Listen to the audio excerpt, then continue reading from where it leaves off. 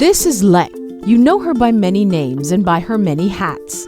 Lek could be your domestic helper, your caregiver, a server at your favorite restaurant, a retail assistant, or a factory worker. She is one of millions who have left their homes and families to become a migrant worker.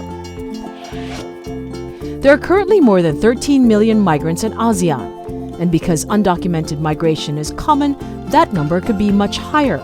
Most of ASEAN's migrant workers are women like Lek, who leave home to take up low-skilled labor positions.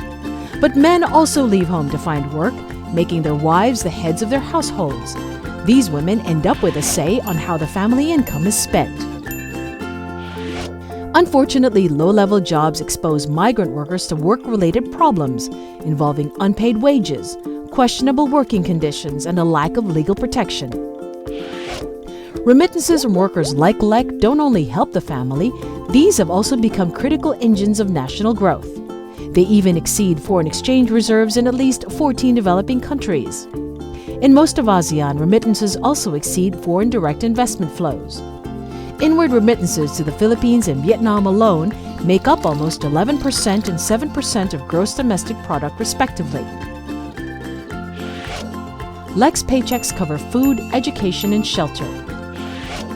The wives of male migrant workers tend to spend their remittances in the same way. But migrant families don't just share financial needs. They are equally vulnerable to economic shocks.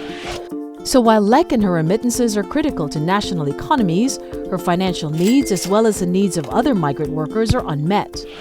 Migrant workers are unlikely to have convenient access to formal financial services, such as banks and licensed money transfer operators. They end up relying on informal remittance channels. Eligibility, immigration laws, costs, and poor last-mile infrastructure also make it difficult for migrants to get their hard-earned cash to go where it needs to go. They end up relying on informal channels, which can also expose them to the possibility of fraud and theft and the loss of their savings. Increasing the formal financial inclusion rate of migrant workers by formalizing cross-border remittances will reap significant welfare and economic growth benefits, but it needs everyone to play a role. Governments and financial sector policymakers can facilitate the documentation of migrants and create ASEAN-wide standards for labor conditions and cross-border wire transfers.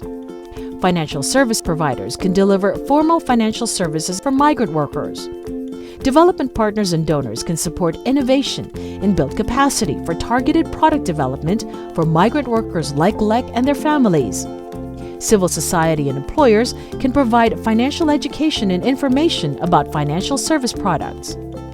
The potential wealth dividends arising from financial inclusion are boundless. When tapped properly, remittances can be used to increase rates of national savings and investment.